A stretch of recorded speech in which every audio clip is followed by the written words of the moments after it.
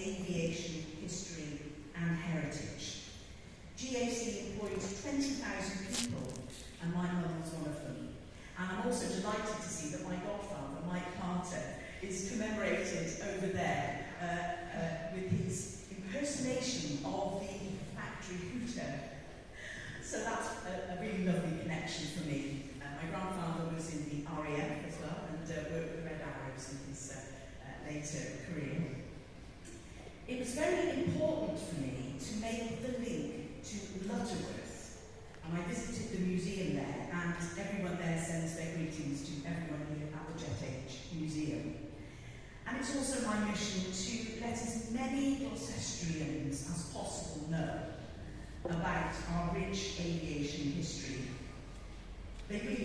So many people don't know, we really should, that the first jet plane took off from Rockwood. How amazing is that?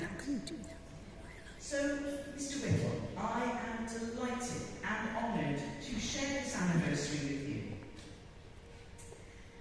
and to acknowledge, on behalf of the City of Gloucester, with deepest gratitude, your father's incredible gift to Gloucester and to the world with the smallest of tokens, but for the greatest of contributions.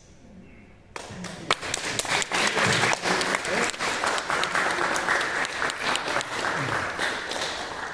Alloys could withstand 800 Kelvin at the turbine. Forget it. So the air ministry thought, well, Arnold Griffith is very clever and very senior. Frank Whittle is the opposite. He's very young, he's rather small, and he's an RAF pilot. Hardly likely, surely, to really come up with a good idea. A jetpack was picked up by the German Trade Commissioner in 1931 and was registered at the Berlin Patent Office on the 14th of August 1931. So the cat really was out of the bag.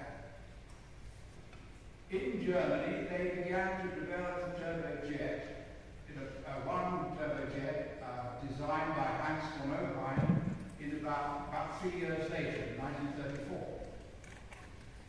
Herbert Gardner in Germany at the Lucas Airfreight Company began a turbojet project in 1936.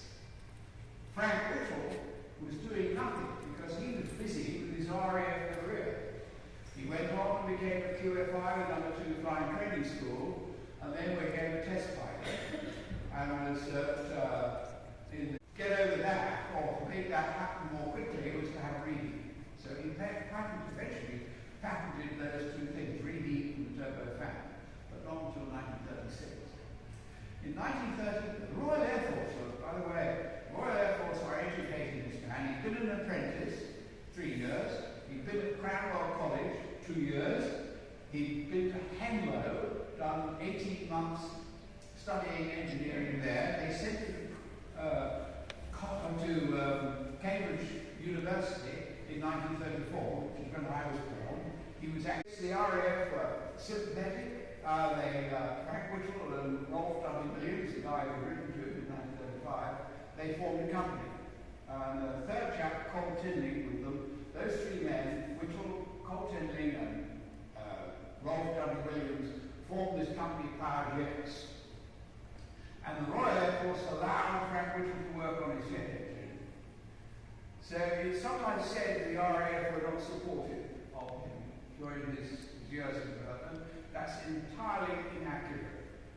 What is true is that the civilian authorities were always very stuffy about the whole thing and didn't really like having an RAF officer working, who's a qualified pilot, a test pilot and everything else, working on the turbojet. So they were not supportive.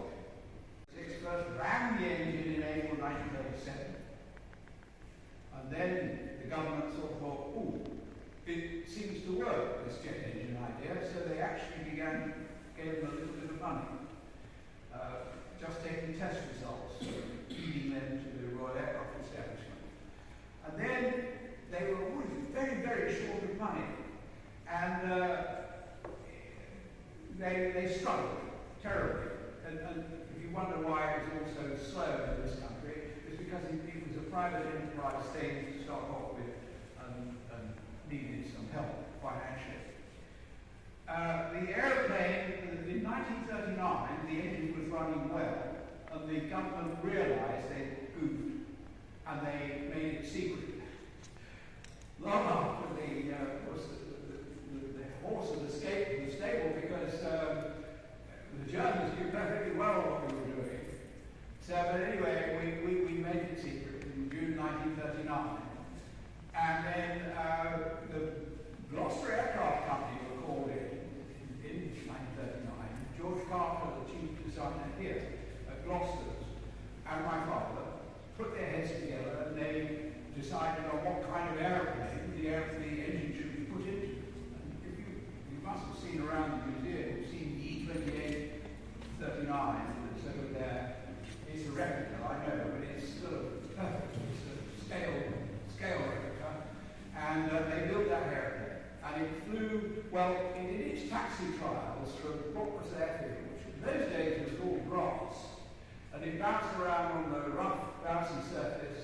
The test pilot, Jerry Sayer, did some high-speed taxi trials, and during his high-speed taxi trials he got airborne.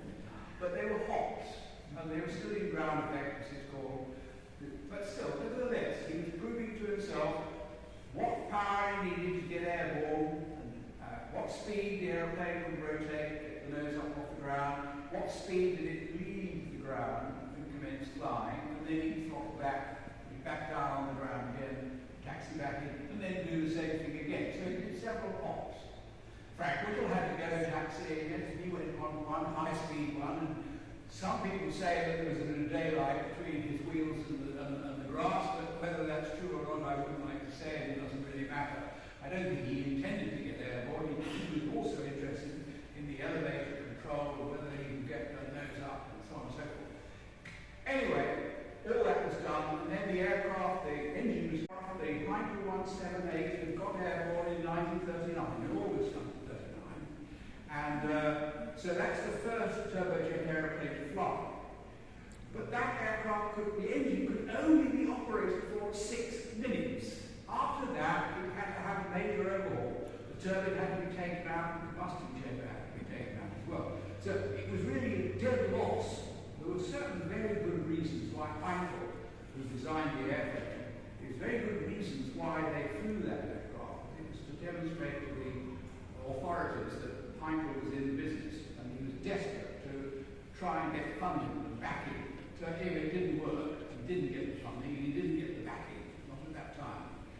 So when this Gloucester E-28 left the ground at Cranwell and did a proper flight, 17 minutes the first flight, and then it did another nearly over 9 hours more. In the end, it did 10 hours before they even bothered to look at the engine to see if it was all right. So it did a lot of test flying, a whole series of flights. So that aircraft that's the replica outside is the first viable turbojet airplane to fly in the world. That aircraft marks the beginning of what you might call the jet age, because the engine that powered it was reliable, pilot-friendly, sensible, with a longevity to it. Only the engines improved and improved. That was called the W1, then they got the W2, which they put into the Gloucester Meteor Jet Fighter, which became operational with the Royal Air Force, the 616 Squadron, in 1944. It became operational at just before the end of July 1944, and was deployed against the B-1 flying bomb because it was fast enough to catch up with the B-1 and shoot it down. Not much fun shooting. Thank you. Here with them. It's a great pleasure for me to be here today to meet you. I joined the Air Force in 91. I went through RAF Cranwell, and there we had a place called Whittle Hall, and that's where I learned my trade in the Air Force, learning about Air Force history, learning about flying and things like this. I then went and flew Chipmunk aircraft, which was the piston propeller aircraft in 92, and that flew about. Thank you, Vince. It's so lovely to meet you, and Vince read a beautiful poem, High Flight, at my civic service, and that's how we've met. And Vince, there's a little card and a little something there for you as well. I thank you for all your service as well. Thank you. Thank you.